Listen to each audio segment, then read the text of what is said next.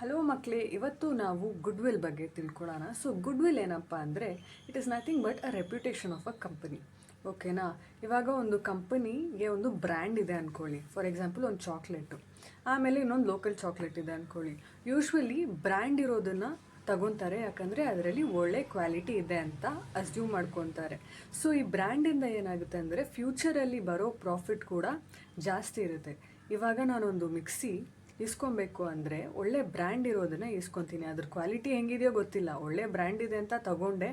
So ಇವಾಗ ಏನಾಗುತ್ತೆ ಅಂದರೆ ನಾನು ತಗೊಂಡೆ ಅಂತ ಇನ್ನೊಬ್ರಿಗೆ ನಾನು ಅಡ್ವೈಸ್ ಮಾಡ್ತೀನಿ ಈ ಮಿಕ್ಸಿ ತಗೊಳ್ಳಿ ಅಂತ. ಸೊ ಆ ಥರ ಹೇಳ್ತಾ ಹೇಳ್ತಾ ಸೊ ಆ ಬ್ರ್ಯಾಂಡ್ ಮೂಲಕನೇ ಆ ಕಂಪನಿಗೆ ಜಾಸ್ತಿ ಪ್ರಾಫಿಟ್ ಬರೋ ಚಾನ್ಸಸ್ ಇದೆ.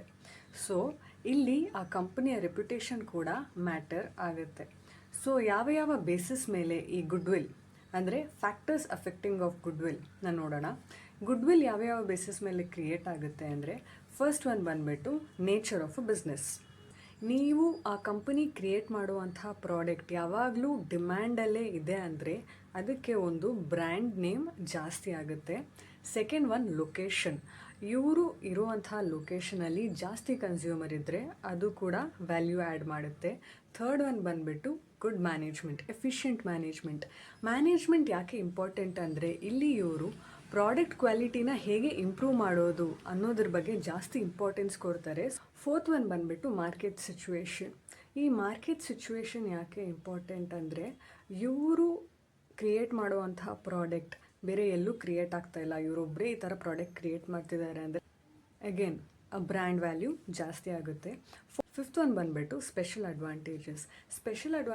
ಇವ್ರಿಗೆ ಬ್ರ್ಯಾಂಡ್ ನೇಮ್ ಕ್ರಿಯೇಟ್ ಆದಾಗ ಏನಾಗುತ್ತೆ ಅಂದರೆ ಇವ್ರ ಹತ್ರ ದುಡ್ಡಿಲ್ಲ, ಲೈಕ್ ಪೇ ಮಾಡೋಕ್ಕೆ ಇನ್ಸ್ಟೆಂಟ್ ಕ್ಯಾಶ್ ಇಲ್ಲ ಅಂದ್ರೂ ಕ್ರೆಡಿಟ್ ಬೇಸಿಸ್ ಮೇಲೆ ಮೆಟೀರಿಯಲ್ಸ್ನ ಸಪ್ಲೈ ಮಾಡೋಕ್ಕೆ ರೆಡಿ ಇರ್ತಾರೆ. ಆಮೇಲೆ ಇವರು ಯಾವಾಗಾದರೂ ಲೋನ್ ಯಾರ ಹತ್ರನಾದರೂ ಕೇಳಿದಾಗ ಲೋ ರೇಟ್ ಆಫ್ ಇಂಟ್ರೆಸ್ಟಲ್ಲಿ ಕೂಡ ಕೆಲವರು ಕೊಡೋಕ್ಕೆ ರೆಡಿಯಾಗಿರ್ತಾರೆ. ಸೊ ಈ ಥರ ಅಡ್ವಾಂಟೇಜಸ್ ಕೂಡ ಸಿಗುತ್ತೆ. Need for valuation of goodwill. ಇವಾಗ ನಾವು ಗುಡ್ವಿಲ್ನ ಯಾಕೆ ಯಾವ ಸಂದರ್ಭದಲ್ಲಿ ಕ್ಯಾಲ್ಕುಲೇಟ್ ಮಾಡ್ತೀವಿ ಅಂತ ನೋಡೋಣ. ಸೊ ಫಸ್ಟ್ ಒನ್ ಬಂದುಬಿಟ್ಟು change in profit sharing ratio. ಆ ಥರ ರೇಷಿಯೋ ಚೇಂಜ್ ಆದಾಗ ಕ್ಯಾಲ್ಕುಲೇಟ್ ಮಾಡಬೇಕಾಗುತ್ತೆ. Admission of a partner, death of a partner, retirement of a partner, ಮತ್ತು ಡಿಸಲ್ಯೂಷನ್ ಆಫ್ ಪಾರ್ಟ್ನರ್ಶಿಪ್ ಫರ್ಮ್, ಇಲ್ಲ ಇರುವಂತಹ ಪಾರ್ಟ್ನರ್ಶಿಪ್ ಫರ್ಮ್ ಇನ್ನೊಂದು ಫರ್ಮ್ ಜೊತೆ ಮರ್ಜ್ ಆದಾಗ. ಸೊ ಅಮ್ಯಾಲ್ಗಮೇಷನ್ ಇಲ್ಲ ಮರ್ಜ್ ಆದಾಗ ಆವಾಗ ಕೂಡ ನಾವು ಗುಡ್ವಿಲ್ನ ಕ್ಯಾಲ್ಕುಲೇಟ್ ಮಾಡಬೇಕಾಗುತ್ತೆ. Valuation of goodwill. ಈಗ ಗುಡ್ವಿಲ್ನ ಪರ್ಫೆಕ್ಟಾಗಿ ಕ್ಯಾಲ್ಕುಲೇಟ್ ಮಾಡೋಕ್ಕಾಗಲ್ಲ, ಯಾಕಂದರೆ ಇದು ಒಂದು ಇಂಟ್ಯಾಂಜಿಬಲ್ ಅಸೆಟ್. ಆದರೆ ಇದನ್ನು ಕ್ಯಾಲ್ಕುಲೇಟ್ ಮಾಡೋಕ್ಕೆ 3 ಮೆಥಡ್ಸ್ ಇದೆ. Average profits method, super profits method ಮತ್ತು ಕ್ಯಾಪಿಟಲೈಸೇಷನ್ ಮೆಥಡ್.